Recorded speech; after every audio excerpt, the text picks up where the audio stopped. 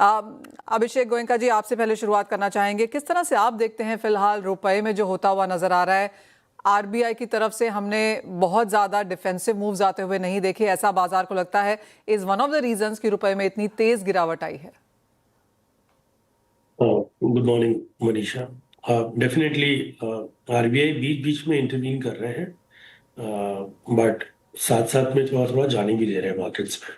सो उस कारण से ट्रेडर्स लॉन्ग पोजीशंस बना के बैठे हैं, और साथ साथ में ये भी हो रहा है कि जो एक्सपोर्ट कम्युनिटी है वो डॉलर बेचने से डर रही है इस समय, क्योंकि वो हर एक लेवल पे नया लेवल बना रहा है और इम्पोर्टर्स पैनिक होकर खरीद रहे हैं। तो मार्केट में जो लिक्विडिटी फ्लो है वो डिमांड की तरफ ज़्यादा है यूएस डॉलर का, उस कारण से रुपए में मंदी आ रही है।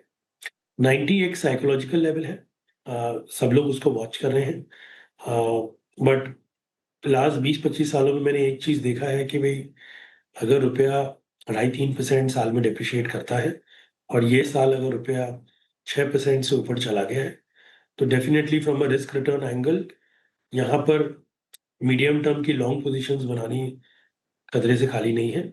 इनफैक्ट जो लोगों की बिजनेसेस यहाँ हो रही है वो अगर एक्सपोर्ट के लिए बेचे तो वो बेटर रहेगी। अभिषेक, आपने कहा 90.8 एक इमीडिएट रेजिस्टेंस है अब? रेजिस्टेंस तो कोई नहीं है यहाँ पर, बिकॉज ये फ्री, तो I think it will be mostly news driven. तो अगर कोई भी आरबीआई की तरफ से आती है या कोई $2-3 बिलियन का हैमरिंग आता है, जो नॉर्मली ये $2-3 बिलियन खर्च करके ₹1 नीचे ले आते हैं, तो उस सिचुएशन में डेफिनेटली ये नीचे आ जाएगा। या फिर यूएस की तरफ से कोई अगर अनाउंसमेंट आती है इंडिया यूएस की तरफ से, तो ये इम्पैक्ट आएगा। अदरवाइज तो ये बाय ऑन डिप्स का मार्केट हो गया है, और जब तक कोई भारी इंटरवेंशन ना आए तब तक में ये एक तरफा धीरे धीरे ऊपर जाता रहे। अभिषेक, यूजली हमारे पास कुछ लेवल्स होते हैं कि कहाँ पर रुपया रुक सकता है, लेकिन जैसे आपने कहा कि जब तक कोई स्ट्रॉन्ग भारी इंटरवेंशन नहीं आते हुए नजर आती है, रुपया यहाँ पर लगातार गिरता रह सकता है। और कई बैंकर्स ये लगातार कहते भी रहे हैं कि एक बार 90 का स्तर गया तो फिर रुपया कहाँ जाके रुकता है वो देखना होगा। जिस तरह से फॉरवर्ड मार्केट्स हैं, एनडीएफ मार्केट्स हैं, क्या सेंस बनती हुई नजर आ रही है, स्पेशली जब हमने 90 के लेवल्स तोड़ दिए हैं? तो सेंस मनीषा इस समय यही है कि लोगों के स्टॉप लॉसेस है 90-20 के आसपास, कुछ ऑप्शंस बैरियर्स है जो ट्रिगर हो सकते हैं 90-20 90-30 पे, तो उस कारण से एक मोमेंटरी फॉल आ सकता है।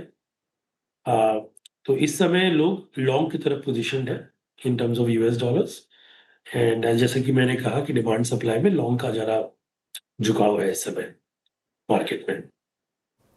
अभिषेक, आई अंडरस्टैंड कि काफ़ी सारे इफ्स एंड बट्स हैं कि अगर ऐसा होगा तो रुपया इस तरफ जाएगा, लेकिन अगर हम इस फाइनेंशियल ईयर एंड तक की बात करें तो रुपए को आप मार्च एंड तक कहाँ देखेंगे? मार्च एंड तक मैं एक्सपेक्ट करता हूँ कि चीज़ें स्थिर हो जाएंगी,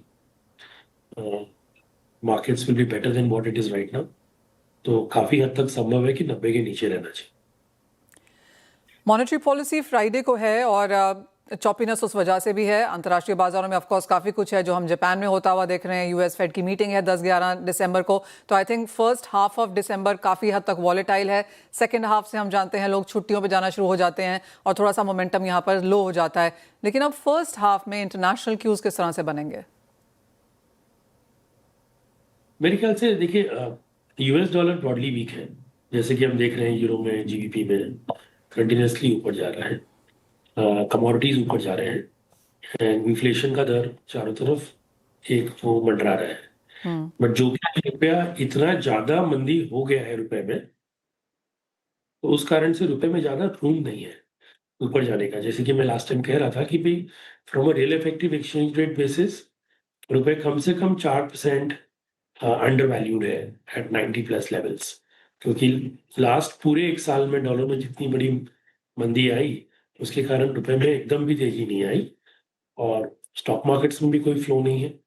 तो ऐसा लग रहा है दैट एक तरफ में इतनी भारी मंदी आ गई, स्टॉक मार्केट में फ्लो नहीं है, अगर वो ट्रेड रिवर्स होता है किसी कारण से, इमर्जिंग मार्केट्स में पैसे बढ़ते हैं, तो India will definitely be benefited. और वो ट्रेड अगर रिवर्स होता है तो रुपए की अंडर वैल्यूएशन खत्म हो जाएगी, और मीडियम टर्म में अंडर वैल्यूएशन खत्म हो जाती है, जैसा कि मैंने देखा है। तो शॉर्ट टर्म में पेन हो सकता है, बट मीडियम टर्म्स में चीजें स्थिर हो जाएंगी।